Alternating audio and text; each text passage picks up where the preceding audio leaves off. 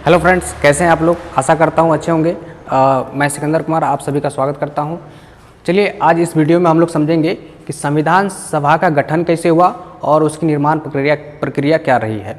ठीक है, संविधान सभा का गठन कैसे हुआ, इसकी निर्माण प्रक्रिया क्या रही है, यह चैप्टर सिविल सेवा के प्रीलिम्स और मेंस दोनों ही परीक्षा के दृष्टिकोण से बहुत ही महत्वपूर्ण स्थान रखता है। ठीक है, प्रीलिम्स में है इस चैप्टर से रिलेटेड जितने भी फैक्ट हैं वो पूछ लिए जाते हैं अक्सर, और मेंस में जो है इससे यह पूछ लिया जाता है कभी कभी कि संविधान सभा की आलोचना करें तो कैसे करेंगे। तो उसको भी हम लोग आगे जानेंगे कि संविधान सभा की आलोचना कैसे करें।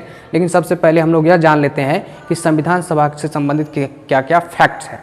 संविधान सभा को फैक्ट्स तो जानना ही है, लेकिन उससे पहले हम सबसे पहले ये जानना जरूरी होगा कि संविधान आखिर होता क्या है। 1 मिनट में समझ लीजिए संविधान आखिर होता क्या है। कि संविधान क्या है कि वह एक दस्तावेज है जिसमें बुनियादी नियमों का संकलन होता है। बुनियादी नियमों का संकलन होता है उसी बुनियादी नियम के आधार पर देश का शासन प्रशासन जो है व्यवस्थित तरीके से संचालित होता है। व्यवस्थित तरीके से संचालित होता है तो कौन करता है, तो उसको संचालित करने के लिए भिन्न भिन्न संस्थाएँ हैं, जैसे कि विधायिका, कार्यपालिका और न्यायपालिका। और तो उन सारी संस्थाओं को शक्ति कौन देता है, तो संविधान ही देता है। तो कैसे देता है, तो भिन्न भिन्न भागों और अनुच्छेदों के माध्यम से देता है। भिन्न भिन्न भाग और अलग अलग भाग्यों और अनुच्छेदों के अंतर्गत जो है इन संस्थाओं को शक्ति प्रदान किया जाता है ताकि देश में शासन प्रशासन समुचित जो व्यवस्थित तरीके से संचालित हो। इसमें इसी संविधान में के भाग में कुछ अनुच्छेदों में जो है लोगों का क्या अधिकार होंगे, नागरिकों का क्या अधिकार होगा और क्या कर्तव्य होंगे, और सरकार की क्या भूमिका होगी देश को शासित करने में, है ना, क्या उनका क्या कर्तव्य होगा लोगों के प्रति, नागरिकों के प्रति, उन सब सारे बातों का संविधान में उल्लेख होता है। तो ये तो ठीक है, ये एक दस्तावेज है, बुनियादी नियमों का संकलन है जिसके आधार पर देश का शासन चलता है, ये तो ठीक है। लेकिन ये बना कैसे, संविधान जो बना, तो संविधान जो बना, इसका निर्माण जो हुआ, इसके निर्माण के लिए बहुत ही जद्दोजहद करना पड़ा है, बड़ा ही संघर्ष करना पड़ा है। इस संघर्ष का इतिहास रहा है संविधान सभा के गठन के करने के लिए। तो जो है इससे पहले क्या होता था कि ये तो मेरा अपना, हम लोगों का अपना संविधान है, हम लोग खुद अपना संविधान बनाए और खुद आत्मार्पित भी किए हैं, मतलब खुद बनाए और खुद उससे शासित भी हो रहे हैं। लेकिन उससे पहले क्या होता था, ब्रिटिश के द्वारा समय समय पर जो है अधिनियम बनाया जाता था, अधिनियम पारित किया जाता था, और उसी अधिनियम के माध्यम से भारत में शासन संचालित किया जाता था। तो जिससे कि यहाँ के जो क्रांतिकारी और जो है स्वतंत्रता सेनानी और के लोग थे, वो उनका मांग था कि जो है अपना संविधान सभा हो जिसके आधार पर वो जो है अपना एक संविधान बने और उसी संविधान के आधार पर हम लोग अपना शासन करें। तो इस तरह से सबसे पहले जो मांग उठाया गया था वो 1895 में बाल गंगाधर तिलक के द्वारा, है ना। ये बहुत ही इंपॉर्टेंट पॉइंट है, ये कभी कभी परीक्षा में पूछ लिया जाता है कि सबसे पहले संविधान सभा की मांग किस व्यक्ति ने किया था। तो 1895 में बाल गंगाधर तिलक ने सबसे पहले मांग की थी। भले इनके मांगों को गंभीरता से नहीं लिया गया था, लेकिन मांग किया गया था सबसे पहले 1895 में बाल गंगाधर तिलक के द्वारा। फिर 1922 में गांधी जी के द्वारा भी यह कह दिया गया था जो है स्टेटमेंट में कि भारत का अपना संविधान सभा हो जिसमें जो है जिसका निर्माण भारत के नागरिक करें, ठीक है, खुद करें। तो इनका 1922 में स्टेटमेंट आया था गांधी जी का, तो इसको भी कह सकते हैं गांधी जी भी एक तरीके से मांग कर दिए। दूसरा 1924 में स्वराज पार्टी के द्वारा मांग किया गया। स्वराज पार्टी कौन सा दल था, एक गुट था, कांग्रेस पार्टी का ही एक गुट था जिसमें मोतीलाल नेहरू और चित्तरंजन दास मुख्य रूप से नेतृत्व करते थे। जो है उनके द्वारा भी, मतलब स्वराज पार्टी के द्वारा भी 1924 में मांग किया गया कि अपना एक संविधान सभा होना चाहिए और जो संविधान का निर्माण करेगा और उसी के आधार पर देश का शासन होना चाहिए। ठीक है, तो इन सब के मांगों को जो है अंग्रेज जो है ब्रिटिश जो है गंभीरता से नहीं लिया। फिर 1934 में एम.एन. रॉय जो कि कम्युनिस्टवादी थे और साम्यवादी विचारधारा से बिलोंग करते थे, तो इनके द्वारा है जो है सर्वप्रथम औपचारिक रूप से संविधान सभा की मांग की गई थी। ठीक है, इससे पहले समझिए कि बस भाषणबाजी हो रहा था, ठीक है, कभी कुछ बोल दिया इस तरह से, मतलब औपचारिक रूप से मांग नहीं हो रहा था। 1934 में सर एम.एन. रॉय के द्वारा सर्वप्रथम औपचारिक रूप से मांग की गई ब्रिटिश गवर्नमेंट से कि हम लोग का अपना संविधान सभा होना चाहिए। लेकिन फिर भी इनके मांगों को भी ब्रिटिश गंभीरता से नहीं लिया, लेकिन औपचारिक रूप से मांग किया गया जरूर। फिर 1935 में कांग्रेस द्वारा भी मांग उठ गया, जब इसको लगा कि एक साम्यवादी दल का नेता मांग सकता है तो कांग्रेस के वो पीछे रहेगा, तो कांग्रेस भी मांग लिया कि 1935 में जो है कांग्रेस के द्वारा भी मांग की गई कि हम लोगों का अपना संविधान सभा हो जो कि अपना भारत के लिए संविधान का निर्माण करे और उसी के आधार पर देश का शासन चले। फिर 1938 में आते हैं तो पंडित नेहरू के द्वारा मांग कर लिया गया, और पंडित नेहरू कहते हैं कि व्यक्तिगत तौर पर पंडित नेहरू के द्वारा मांग किया गया, और वह कहते हैं कि ऐसा संविधान सभा होना चाहिए जिसमें कि वयस्क मताधिकार के आधार पर निर्वाचित सदस्य आए और वह जो है संविधान का निर्माण करे। ठीक है, तो इस तरह का वो डिमांड करते हैं 1938 में। उसी समय क्या हो रहा होता है, 1939 से जो है यहाँ पर द्वितीय विश्व युद्ध शुरू हो जाता है और ब्रिटिश जो है भारत को भी उसमें झोंक देता है। तो उसमें तो जानते ही हैं कि जो है यहाँ के जो नेता थे द्वितीय विश्व युद्ध के पक्ष में नहीं था, तो उसमें जो है ब्रिटिश को सहयोग करने के पक्ष में नहीं था। तो इसी क्रम में सहयोग प्राप्त करने के लिए अगस्त प्रस्ताव 8 अगस्त 1940 को ब्रिटिश के द्वारा लाया जाता है। तो उस प्रस्ताव में क्या होता है, कह दिया जाता है कि आश्वासन के रूप में कि सैद्धांतिक रूप से स्वीकार कर लिया, मतलब कांग्रेस के द्वारा जो मांग किया गया है और पंडित नेहरू के द्वारा जो मांग किया गया है संविधान सभा का, उसको सैद्धांतिक रूप से स्वीकार किया गया और कहा कि जो है आप लोगों को जो है ये मौका दिया जाएगा, बहुत जल्द दिया जाएगा, आप लोग चिंता नहीं करिए। उस समय जो थे अगस्त प्रस्ताव जिस समय लाया गया था उस समय यहाँ के वायसराय थे लिन लिथगो। ठीक है, फिर जो है आपका क्रिप्स प्रस्ताव आता है, इसी गंभीरता को दिखाते हुए, है ना, 8 अगस्त को जो अगस्त प्रस्ताव दिया था उसी गंभीरता को दिखाते हुए क्रिप्स प्रस्ताव को भेजा जाता है, क्रिप्स मिशन को भेजा जाता है सर स्टैफोर्ड क्रिप्स के नेतृत्व में। ठीक है, तो उसमें है यही क्रिप्स प्रस्ताव में क्या होता है, तो उसको समझिए, वो समझिए कि एक लुभावने चीज़ों का जो है जिक्र होता है, लुभावना बात रहता है और कुछ नहीं। कहता है कि ये अभी होने दीजिए, द्वितीय विश्व युद्ध हो रहा है, आप लोग सहयोग करिए और जैसे युद्ध समाप्त हो जाएगा, युद्ध के उपरांत आप लोग को जो है चुनाव कराया जाएगा, चुनाव के आधार पर संविधान सभा का गठन करा दिया जाएगा, आप लोग अपना संविधान निर्माण कर लीजिएगा और भारत को औपनिवेशिक देश का दर्जा भी दे दिया जाएगा। औपनिवेशिक देश का दर्जा क्या होता है, मतलब ऐसा होता है कि बस नाम मात्र का मेरा शासन रहेगा, सारा शासन आप लोग खुद वास्तविक रूप से करिएगा। ठीक है, प्रधानमंत्री मंत्री सारा कुछ आप ही रहिएगा, व्यवस्थापिका में भी आप ही लोग रहिएगा, कार्यपालिका में भी आप ही लोग रहिएगा और नाम मात्र का सिर्फ ब्रिटिश क्राउन का उसमें जो है रहेगा। तो इस तरह से इन बातों को चर्चा की जो है इस क्रिप्स प्रस्ताव में कर लिया गया था। लेकिन इस प्रस्ताव को, क्रिप्स प्रस्ताव को मानने की जो है कांग्रेस और मुस्लिम लीग दोनों ही मानने से इनकार कर दिया। ठीक है, दोनों ही। अब जिसे औपनिवेशिक नहीं चाहता था कांग्रेस, ठीक है, इसलिए कांग्रेस मना कर दिया, कहता था कि पूर्ण चाहिए। कांग्रेस का मानना था कि हमको पूर्ण स्वतंत्रता चाहिए, औपनिवेशिक तो औपनिवेशिक कुछ नहीं चाहिए। और मुस्लिम लीग किस लिए जो है इसको मानने से इनकार किया, तो मुस्लिम लीग का कहना था कि भाई 2 देश बना दो, एक मुस्लिम का अलग कंट्री और भारत अलग कंट्री होना चाहिए, तभी जो हम मानेंगे इस प्रस्ताव को, अन्यथा नहीं मानेंगे। तब जो है ये इस प्रस्ताव ही रह गया, है ना, कुछ इस पर काम नहीं हुआ। फिर अंततः जो है कैबिनेट मिशन आता है 1946 में। ठीक है, कैबिनेट मिशन 1946 में आता है, तो भारत आगमन होता है कैबिनेट मिशन का 24 मार्च 1946 को, और उस कैबिनेट मिशन के जो अध्यक्ष होते हैं वो सर पैंथिक लॉरेंस होते हैं और 2 सदस्य होते हैं, सर स्टैफोर्ड क्रिप्स और एवी अलेक्जेंडर। ठीक है, ये 3 लोग मिल करके आते हैं, इसलिए 3 सदस्य हो गए, अध्यक्ष सहित 3 सदस्य हो गए। ठीक है, कैबिनेट, ये पूछ लिया जाता है कैबिनेट मिशन में कितने लोग आए थे, तो 3 लोग आए थे। तो सर पैंथिक लॉरेंस अध्यक्षता कर रहे थे और सर स्टैफोर्ड क्रिप्स और एवी अलेक्जेंडर भी आए थे। यही स्टैफोर्ड क्रिप्स है जो क्रिप्स प्रस्ताव में लाया था। ठीक है, इस मिशन का नाम कैबिनेट मिशन ही क्यों पड़ा, इसको समझिए। कैबिनेट मिशन इसलिए पड़ा क्योंकि ये जो तीनों लोग थे ब्रिटिश कैबिनेट के ही मेंबर थे। ठीक है, इसलिए कैबिनेट मिशन नाम है। और देखिए ये जो 24 मार्च को भारत आता है, तो यहाँ के भिन्न भिन्न दलों से, पार्टियों से और भिन्न भिन्न नेताओं से जो है विचार विमर्श करता है। विचार विमर्श करने के बाद जो है मंथन करता है, उसके बाद एक जो है योजना देता है, प्रस्तुत करता है ना, योजना प्रस्तुत करता है कि एक विजन प्रस्तुत करता है कि आप लोगों के लिए इस तरह का संविधान सभा होना चाहिए, इस तरह का ये होना चाहिए, उस तरह से जो है एक योजना देता है, प्लानिंग देता है। तो प्लानिंग में क्या बात होता है उसको समझिए। तो वो कहता है सबसे पहले तो वो कहता है कि 2 संविधान सभा की मांग को ठुकरा दिया, मतलब 2 संविधान सभा नहीं होगा, जिसकी मांग मुस्लिम लीग कर रहा था कि जब भी कीजिएगा तो 2 संविधान सभा का गठन का बात करिएगा, अन्यथा नहीं करिएगा। तो इस चीज़ को तो जो है कैबिनेट मिशन ठुकरा दिया। दूसरा कहा लेकिन कुछ ऐसी व्यवस्थाएं भी कर दिया गया कि काफ़ी हद तक मुस्लिम लीग जो है संतुष्ट भी हो गया। उसको लगा कि चलो कम से कम संविधान में सहयोग कर लेते हैं, बाद में देखा जाएगा। तो इस तरह से संतुष्ट करने का जो है कोशिश किया गया इस योजना के अंतर्गत, मुस्लिम लीग को तो संतुष्ट किया। और इस कैबिनेट मिशन योजना में ही कह दिया गया था कि जो संविधान सभा में कुल सदस्य आएंगे वो कितना आएंगे, 389 सदस्य आएंगे। और 389 सदस्य कहाँ से आएंगे, तो वो कहे थे 296 सदस्य जो है ब्रिटिश प्रांतों और चीफ कमिश्नरी से मिलकर आएंगे और 93 सदस्य देसी रियासतों से आएंगे। 296 सदस्य जो ब्रिटिश प्रांत और चीफ कमिश्नरी से आएंगे, उसमें से कहा गया कि 296 में से 292 ब्रिटिश प्रांत से आएगा और 4 जो है चीफ कमिश्नरी से आएगा।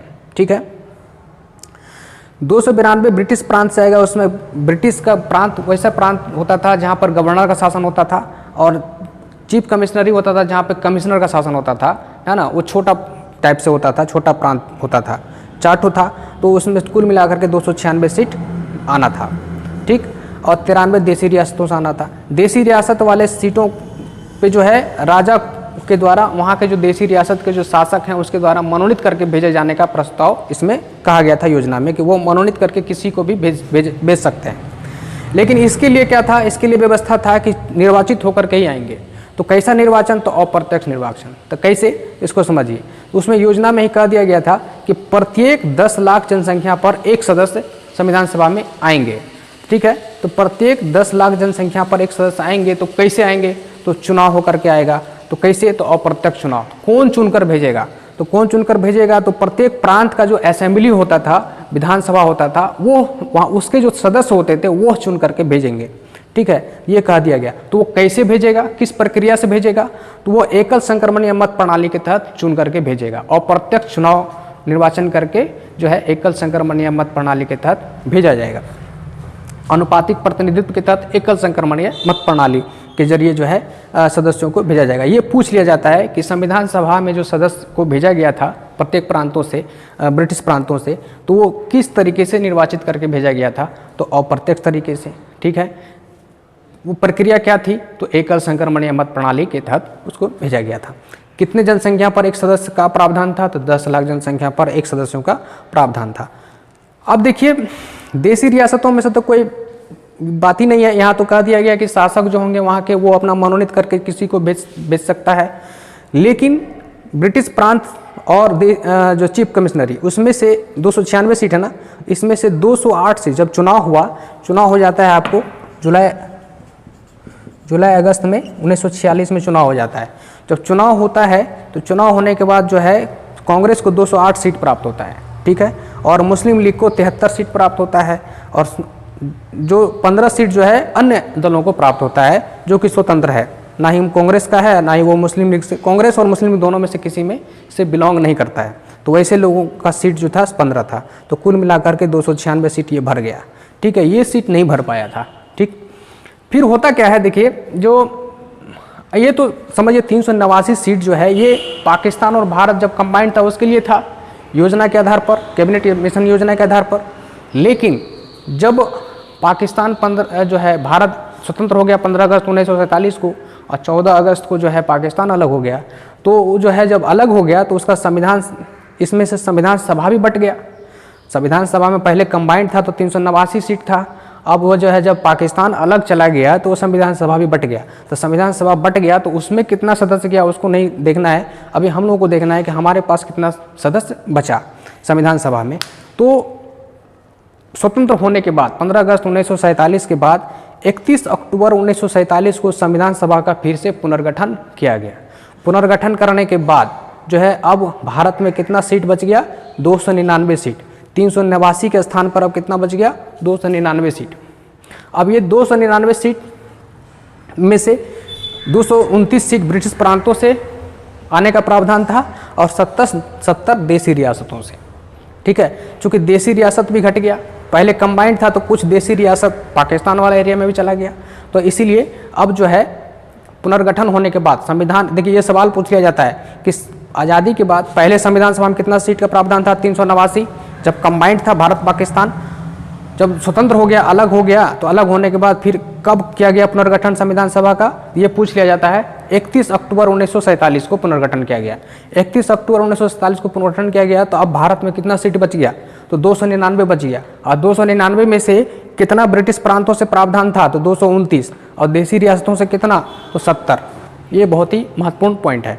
प्रत्येक राज्यों से किस किस राज्यों से कितने सदस्य आए थे, ठीक है। तो प्रत्येक राज्य का तो अभी नहीं जानेंगे, लेकिन जो महत्वपूर्ण है उसको समझ लेना है। जैसे कि मद्रास से आया था 49, ठीक है, 49 सदस्य मद्रास से आया था। बम्बई से 21 सदस्य, बम्बई प्रांत हुआ करता था उस समय, बम्बई में अभी का गुजरात और महाराष्ट्र सब इंक्लूड था। पश्चिम बंगाल से आपका 19 सदस्य आया था, और संयुक्त प्रांत से 55 सदस्य, ठीक है। संयुक्त प्रांत को अभी आप कह सकते हैं अभी वर्तमान का उत्तर प्रदेश है ना, उस समय उत्तराखंड भी शामिल था उसमें। और बिहार से 36 आया था, ठीक है, ये इंपॉर्टेंट है अपना बिहार से 36 सदस्य उस संविधान सभा में गए थे। असम से 8 और दिल्ली से 1, और भी प्रत्येक राज्यों से अलग अलग संख्या में जो है सदस्य पहुँचे थे। तो बिहार से 36 गए थे, ये जानना बहुत ज़रूरी है, ये याद रखना ज़रूरी है, ये कभी कभी पूछ लिया जाता है। तो बिहार से 36 थे, तो उसमें कौन कौन थे मुख्य लोग, जैसे डॉक्टर राजेंद्र प्रसाद तो थे ही, डॉक्टर सच्चिदानंद सिन्हा भी थे, अनुग्रह नारायण सिन्हा भी थे। तो इस तरह से कुछ मुख्य लोग थे, जो कि श्री कृष्ण सिंह भी थे, कृष्ण सिन्हा जिसको बोलते हैं जो है वो भी थे। तो बिहार से कुछ मुख्य लोग भी थे, कुल 36 थे, लेकिन कुछ मुख्य लोगों का नाम याद रखना, ठीक है, रखना है, ये बस ये है। देसी रियासत, जैसा कि देखे हैं कि पहले 93 था देसी रियासत, और जब संविधान सभा का विघटन हो गया, पुनर्गठन हो गया फिर से 31 अक्टूबर को, तो उसके बाद क्या हो जाता है, 70 ही देसी रियासत बचता है। 70 देसी रियासतों में से जो है, जो बड़ा देसी रियासत था उसमें से कुछ मेंबर आते थे। तो सबसे अधिक मेंबर मैसूर से आता था 7, ठीक है, मैसूर से 7 आता था। अब ये कभी कभी पूछ लिया जाता है कि देसी रियासतों में से सबसे अधिक सीट कहाँ से आता था, तो मैसूर से 7 वो, त्रावणकोर से 6 और ग्वालियर से 4। उसके बाद जितना भी देसी रियासत था उसमें से कम ही था, जैसे किसी में से 2, किसी से 1, किसी से 1, 3, इस तरह से आता था। अपना दरभंगा से भी गया था, कामेश्वर सिंह खुद गए थे इसमें संविधान सभा में, ठीक है, बिहार से ही। तो दरभंगा महाराज की तरफ से कामेश्वर सिंह थे, ठीक। तो इस तरह का इस चीज़ को ध्यान में रखना है। अब आइए हम लोग संविधान सभा के कार्य की दिशा में हम लोग आगे बढ़ते हैं। चुनाव हो जाता है और संविधान सभा का गठन भी हो जाता है। गठन होने के बाद जो है प्रथम बैठक होती है 9 दिसंबर 1946 को। 9 दिसंबर 1946 को प्रथम बैठक होती है। तो उस बैठक में का जो है मुस्लिम लीग के द्वारा बहिष्कार किया जाता है। पहले तो बहिष्कार किया जाता है, क्यों? क्योंकि उसका तो पहले से मंशा रहता है कि हमको अभी ही अलग कर दीजिए, अब संविधान सभा और देश भी अलग कर दीजिए, लेकिन उस समय संभव था नहीं। तो कैबिनेट मिशन भी उस समय बोला था कि नहीं, अभी तो संभव नहीं है, अभी एक ही संविधान सभा आप लोग को गठन करना होगा। तो बाद में पहले तो वो बहिष्कार किया, कुछ दिनों के बाद फिर उसमें शामिल हो गया, ठीक है, संविधान सभा में शामिल हो गया। तो उस समय जब 9 दिसंबर को प्रथम बैठक हुई थी, तो उस समय कितने सदस्य शामिल हुए थे ये कभी कभी पूछ लिया जाता है। तो उस समय सदस्य जो शामिल हुए थे 211। अब बताइए, 389 सदस्यों का प्रावधान था, कंबाइंड पाकिस्तान और भारत दोनों मिला करके था उस समय। तो उसमें से 211 सदस्य ही इसमें प्रथम बैठक में शामिल हुआ था, ये पूछ लिया जाता है। और उस सभा का जो है अध्यक्षता कौन किए थे, तो डॉक्टर सच्चिदानंद सिन्हा किए थे। तो वो कैसे अध्यक्ष थे, तो अस्थायी तौर पर अध्यक्ष थे। क्यों? क्योंकि प्रथम बैठक जब हुआ था तो उस समय जो है अध्यक्ष की नियुक्ति नहीं हुई थी, अध्यक्ष का निर्वाचन नहीं हुआ था। तो इसीलिए अस्थायी तौर पर जो सबसे बुजुर्ग थे, सबसे वरिष्ठ थे सच्चिदानंद सिन्हा, उन्हीं को जो है अध्यक्ष पद पर नियुक्त कर दिया गया। और इसलिए कह दिया गया कि अस्थायी तौर पर रहेंगे जब तक कि अस्थायी अध्यक्ष की नियुक्ति नहीं हो जाती है। तो इसी को सच्चिदानंद सिन्हा को जो अध्यक्ष तौर पर अस्थायी तौर पर नियुक्त किया गया, उसको कहते हैं फ्रांस की पद्धति के आधार पर इनको नियुक्त किया गया। फ्रांस की पद्धति क्या होता है? फ्रांस में जो है किसी भी सभा की अध्यक्षता बुजुर्गों को सौंपा जाता है। तो उसी आधार पर, उसी संस्कृति, उसी कल्चर के आधार पर यहाँ पर इस चीज़ को अपनाया गया। फिर क्या हो गया, 11 दिसंबर 1946 को जो है फिर बैठक होता है, और उस बैठक में एक अस्थायी अध्यक्ष चुन लिया जाता है। तो अस्थायी अध्यक्ष चुन लिया जाता है, तो वो कौन होते हैं, तो डॉक्टर राजेंद्र प्रसाद होते हैं, ठीक है। इसलिए कभी कभी पूछ लिया जाता है कि संविधान सभा की प्रथम बैठक 9 दिसंबर 1946 के अध्यक्षता कौन किए थे, तो सच्चिदानंद सिन्हा। कैसा अध्यक्ष थे, तो वो अस्थायी तौर पर अध्यक्ष चुने गए थे। अब फिर 11 दिसंबर 1946 को जो बैठक हुआ उसमें एक अस्थायी अध्यक्ष चुन लिया गया, ठीक है, डॉक्टर राजेंद्र प्रसाद को, और एक उपाध्यक्ष भी चुना गया उसी दिन जिसका नाम था HC मुखर्जी। ये भी कभी कभी पूछ लिया जाता है परीक्षा में, इसको भी ध्यान रखिएगा, है ना। HC मुखर्जी को उपाध्यक्ष के पद पर चुना गया और राजेंद्र प्रसाद को अस्थायी अध्यक्ष के तौर पर चुना गया। और उसी दिन 11 दिसंबर 1946 को ही सर BN राव को संवैधानिक सलाहकार नियुक्त किया गया। इनका काम था कि संविधान का क्या प्रारूप हो इसका सलाह देना, सिफारिश करना, जो है ये काफ़ी अनुभवी थे। BN राव का जो पूरा नाम था ये था B से बेनेगल, N से नरसिंह राव, बेनेगल नरसिंह राव, ठीक है। तो BN राव संवैधानिक सलाहकार थे, ठीक। और इस तरह से अब 13 दिसंबर को फिर बैठक होता है, 13 दिसंबर 1946 को, उसमें उद्देश्य प्रस्ताव पढ़ा जाता है पंडित नेहरू के द्वारा। किसके द्वारा पढ़ा जाता है? पंडित नेहरू के द्वारा उद्देश्य प्रस्ताव पढ़ा जाता है। उद्देश्य प्रस्ताव क्या होता है कि एक प्रस्ताव पढ़ा जाता है कि हम लोग जो एकत्र हुए हैं संविधान सभा में, जो हम लोग किस उद्देश्य से हुए हैं, इस चीज़ को जो है एक उद्देश्य, रोड मैप रखने के लिए आखिर हम लोग को काम करना क्या है, किस उद्देश्य हम लोग एकत्र हुए हैं, बैठे हैं। इसी उद्देश्य को जो पढ़ा गया उसी को कहते हैं उद्देश्य प्रस्ताव। यही उद्देश्य प्रस्ताव बाद में जब संविधान का निर्माण हो गया, इसी उद्देश्य प्रस्ताव को थोड़ा बहुत संशोधित करके, थोड़ा बहुत परिवर्तन करके जो है प्रस्तावना के रूप में संविधान में इंक्लूड कर लिया गया ऊपर में, ठीक। तो पंडित नेहरू के द्वारा उद्देश्य प्रस्ताव पढ़ा गया कब, तो ये पूछ लिया जाता है किस दिन, तो 13 दिसंबर 1946 को। मतलब वो उसमें क्या था उद्देश्य प्रस्ताव में, तो हमारा संविधान कैसा होगा, हम अपना देश का शासन व्यवस्था कैसे संचालित करेंगे, क्या क्या विधियां होगी, क्या तरीका होगा, शासन की प्रणाली क्या होगी, ठीक है, हमारे सपनों का भारत कैसा होगा, लोगों के क्या क्या अधिकार होंगे, लोगों का क्या कर्तव्य होगा, सरकार का क्या अधिकार होगा, सरकार का क्या कर्तव्य होगा, लोगों के प्रति क्या जिम्मेदारी होगी, इन सब सारे बातों पर मंथन करना था, चिंतन करना था, और इसी के आधार पर जो है कानून, मतलब संविधान बनाना था, संविधान का निर्माण करना था। इसलिए उद्देश्य का होना, किसी काम से पहले उद्देश्य का होना जरूरी होता है, इसलिए उद्देश्य को पढ़ा गया। इस उद्देश्य पर बहुत बहस हुआ, विचार विमर्श हुआ। उसके बाद 13 दिसंबर को उद्देश्य पढ़ा गया और 22 जनवरी 1947 तक जो है इस पर विचार विमर्श होता रहा, और 22 जनवरी 1947 को सर्वसम्मति से जो है उद्देश्य प्रस्ताव को जो है सर्वसम्मति से स्वीकार कर लिया गया। अब जैसे ही स्वीकार कर लिया गया तो अब संविधान निर्माण की दिशा में आगे बढ़ने की बारी थी। तो संविधान निर्माण की दिशा में आगे बढ़ने की बारी थी, तो इसके लिए संविधान निर्माण के लिए जो है अनेक समितियों का गठन किया गया, और अलग अलग समितियों का गठन किया गया, और सारे समितियों में एक पार्ट वाइज कार्यों का बंटवारा कर दिया गया कि आपको इस काम को करना है, आपको इस काम को करना है, आपको इस काम को करना है ना। तो इस तरह से समितियों का गठन किया गया, और उस सारे समितियों को कार्य दिया गया, कार्यभार दिया गया, और वो समिति जो है अपना संविधान सभा में उस बात को रखते थे, फिर उस पर विचार विमर्श होता था, और फिर संविधान में उसको इंक्लूड किया जाता था भाग, किसी न किसी भाग और किसी न किसी अनुच्छेद के अंतर्गत, ठीक।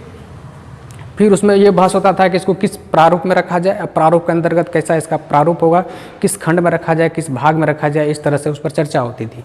तो अब वो समितियां क्या थी, तो बहुत अनेक समितियों का गठन किया गया। उसमें से 8 जो समिति थी वो बड़ी समिति थी, महत्वपूर्ण समिति थी। तो 8 समिति महत्वपूर्ण समितियां थी, और बाकी अन्य छोटे छोटे समितियां थी, है ना। तो सबसे महत्वपूर्ण समिति जो है, कुछ महत्वपूर्ण समिति है, इसका हम लोग अभी जान लेते हैं। तो कौन सा महत्वपूर्ण समिति था, देखिए संघ शक्ति समिति। संघ शक्ति समिति की जो समिति है, तो इसका मतलब उसमें कुछ मेंबर होंगे। समिति तो कोई एक व्यक्ति का नहीं ना होता है, उसमें कुछ मेंबर होते हैं। तो कुछ मेंबर होते हैं, उसमें से उसी में से कोई एक अध्यक्ष के तौर पर होते हैं, नियुक्त होते हैं। तो संघ शक्ति समिति में भी कुछ मेंबर थे, और उसमें से एक अध्यक्ष थे जिसका नाम था नेहरू, पंडित नेहरू। तो संघ शक्ति समिति, ये पूछ लिया जाता है कभी कभी परीक्षा में, तो संघ शक्ति समिति का अध्यक्ष कौन थे, तो पंडित नेहरू। उसी प्रकार से संघीय संविधान समिति के अध्यक्ष कौन थे, तो पंडित नेहरू। अच्छा, एक चीज़ समझिए, संघ शक्ति समिति का क्या कार्य था, इसको क्या कार्य दिया गया था, तो केंद्र का क्या शक्ति होगा, है ना, केंद्र का क्या शक्ति होगा, इस विषय में सोचना था और एक प्रस्ताव रखना था, और फिर तब उस पर विचार विमर्श होता संविधान सभा में। तो इनको ये काम दिया गया। दूसरा काम दिया गया संघीय संविधान समिति। मतलब संघीय संविधान समिति का मतलब होता है केंद्र और राज्य दोनों के बीच में क्या सामंजस्य होगा, क्या स्थिति होगा, दोनों में क्या संबंध होना चाहिए, इस विषय पर सोचने वाली समिति को संघीय संविधान समिति कहा गया। इसकी भी अध्यक्षता पंडित नेहरू ही कर रहे थे, ठीक है, ठीक। पंडित नेहरू 3 समिति का अध्यक्षता किए। लगभग। संचालन समिति मतलब संविधान सभा को कैसे संचालित किया जाए, है ना, नियम के अनुकूल कैसे रखा जाए, अनुशासित कैसे रखा जाए, और कैसे चलाना है, कब स्थगित करना है, कब बैठक को बुलाना है, इससे संबंधित जो बातों का उसमें निर्णय करना था, तो वो उस समिति को करना था। उसकी अध्यक्षता कौन कर रहे थे? डॉक्टर राजेंद्र प्रसाद कर रहे थे। उसके बाद है प्रांतीय संविधान समिति। जैसे देखें कि संघ की शक्ति समिति से पंडित नेहरू थे, तो प्रांतीय संविधान समिति मतलब प्रांत का क्या जो है, प्रांतों के विषय में क्या क्या उपबंध किए जाए, संविधान में क्या क्या व्यवस्था किया जाए, इस बारे में सोचना था। तो उस समिति का नाम था सरदार वल्लभ भाई पटेल की अध्यक्षता में प्रांतीय संविधान समिति। ठीक है। फिर एक झंडा समिति है, झंडा के बारे में सोचना था, तो जेबी कृपलानी थे इनके अध्यक्ष। एक बहुत महत्वपूर्ण समिति था, ये कभी कभी परीक्षा में पूछ लिया था, कभी कभी क्या औसतन लगभग सारे परीक्षा में कभी कभी पूछ लिया जाता है, कि जैसे कि मौलिक अधिकारों एवं अल्पसंख्यकों संबंधी समिति। ये जो मौलिक अधिकारों एवं अल्पसंख्यकों संबंधी समिति था, इस समिति की अध्यक्षता कौन कर रहे थे? सरदार पटेल। ठीक है, ये पूछ लिया जाता है, तो सरदार पटेल थे। और ये इसके 2 उप समितियाँ थी। ठीक है, एक तो ये पूरा होल हो गया एक समिति जिसका अध्यक्षता सरदार पटेल कर रहे थे। इसी का 2 उप समिति था जो कि समझिए कि सरदार पटेल का ही सहायता कर रहे थे। तो मौलिक अधिकार से संबंधित उप समिति जिसका अध्यक्षता कर रहे थे जेबी कृपलानी, अल्पसंख्यकों संबंधी उप समिति जिसकी अध्यक्षता कर रहे थे एच.सी. मुखर्जी। ये दोनों अपना रिपोर्ट बना करके सौंपते थे सरदार पटेल को। सरदार पटेल पूरे समिति का अध्यक्ष थे। ठीक है, तो ये बात थी। फिर सबसे महत्वपूर्ण समिति जो है संविधान में, वो है प्रारूप समिति। इसको समझिए, प्रारूप समिति के अध्यक्ष थे डॉक्टर अम्बेडकर, भीमराव अम्बेडकर। ठीक है, और अम्बेडकर सहित इसमें 7 सदस्य थे, 7 सदस्यों का प्रावधान था। ठीक। अच्छा, ये प्रारूप समिति का क्या काम था? संविधान का प्रारूप तय करना।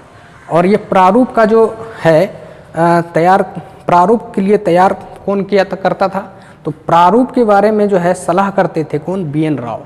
और जैसे प्रारूप दे दिए बी.एन. राव, और उसको मंजूरी करना था इस समिति को, प्रारूप समिति को। तो प्रारूप तो बना रहे थे बी.एन. राव, ये कभी कभी पूछ लिया जाता है, देखिएगा यहाँ कन्फ्यूजन नहीं करना है। प्रारूप का निर्माण बी.एन. राव कर रहे थे, और प्रारूप उस पर मंजूरी जो है डिबेट करके मंजूरी देना इस प्रारूप समिति का काम था, जिस समिति की अध्यक्षता डॉक्टर अम्बेडकर कर रहे थे। ठीक है, तो ये चीज़ है।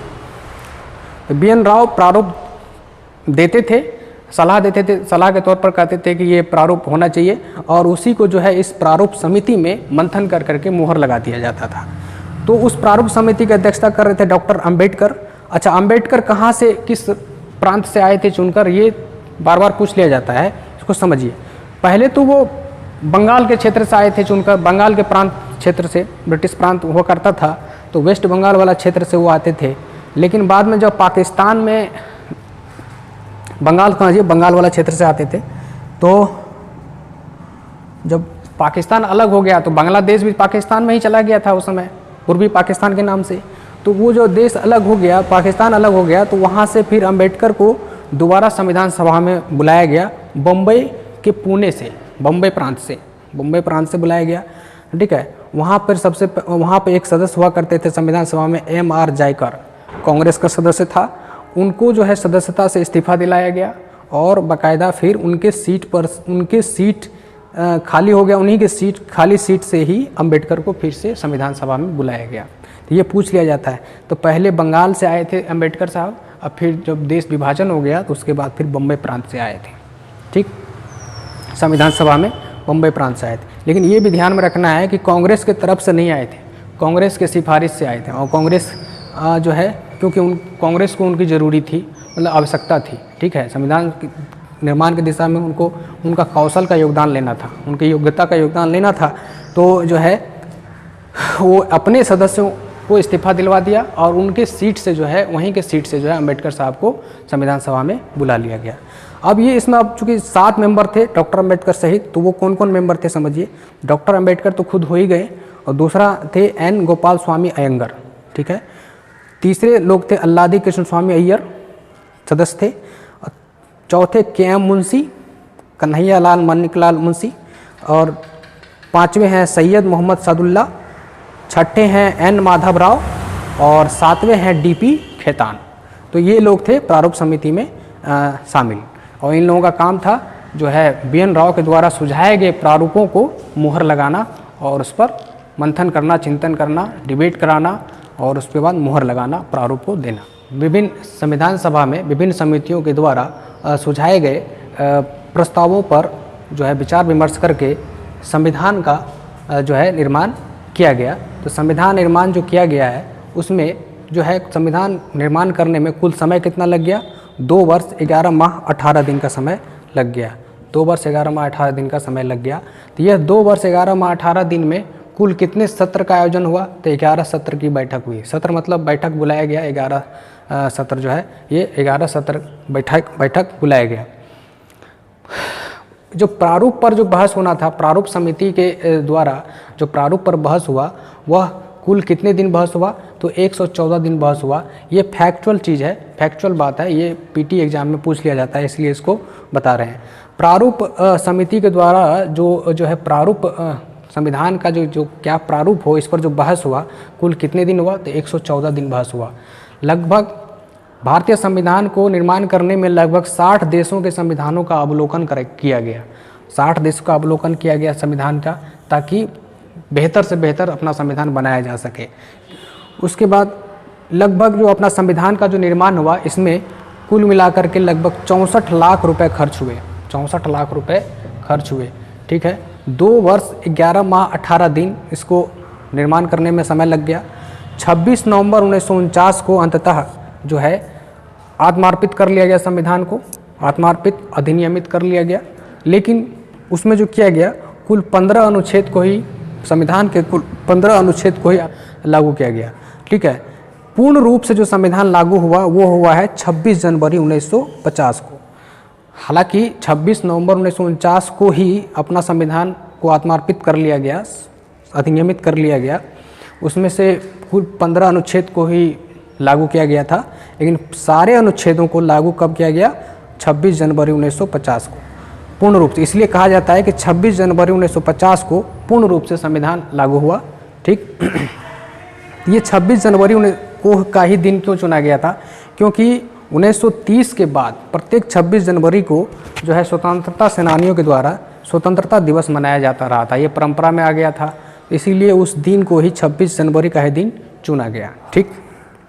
रावी नदी के तट पर है ना झंडा फहराया गया था और वहाँ संकल्प लिया था कि प्रत्येक 26 जनवरी को जो है स्वतंत्रता दिवस मनाया जाएगा। तो उसी दिन को याद कर करके जो है इस संविधान को पूर्ण रूप से लागू किया था।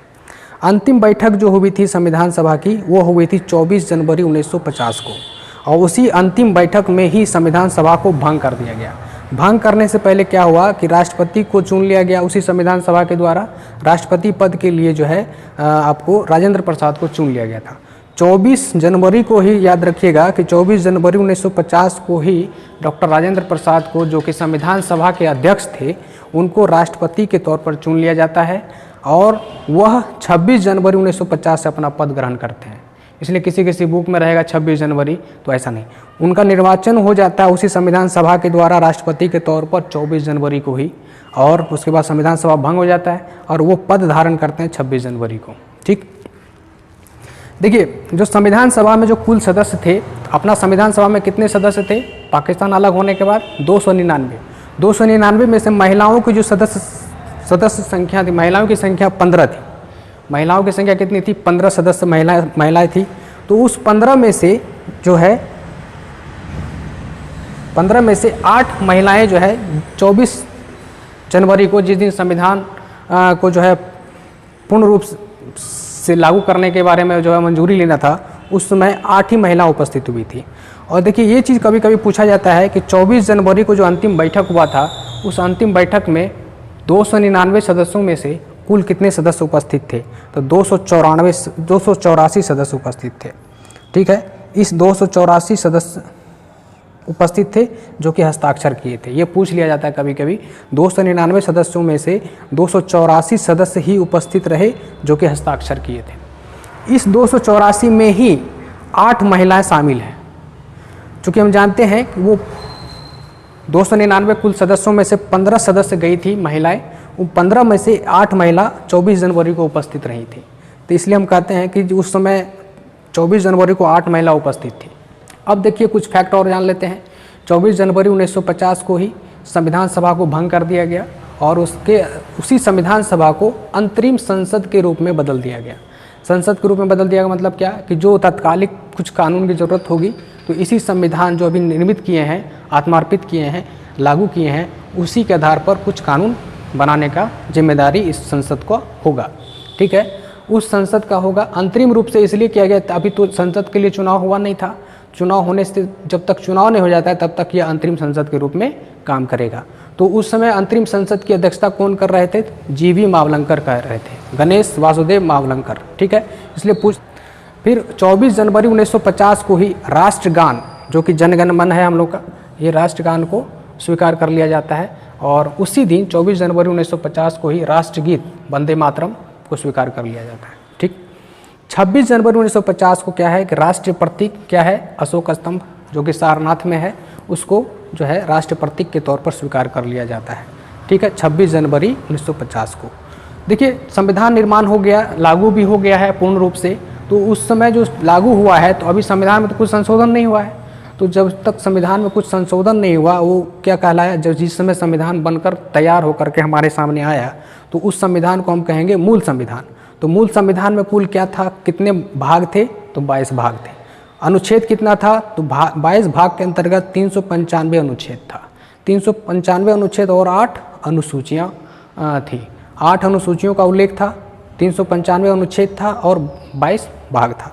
बाद में जो है समय समय पर इसमें संशोधन होता गया और कुछ कुछ इसमें जुड़ता चला गया। अभी जैसे कि लगभग 25 भाग हो गया है और 460 से लगभग ऊपर जो है अनुच्छेद हो गया है, अब 12 अनुसूची हो गया है। ठीक है, तो मूल संविधान का जब भी बात करें तो कहना है कि कुल 22 भाग था, 395 अनुच्छेद था और 8 अनुसूची था।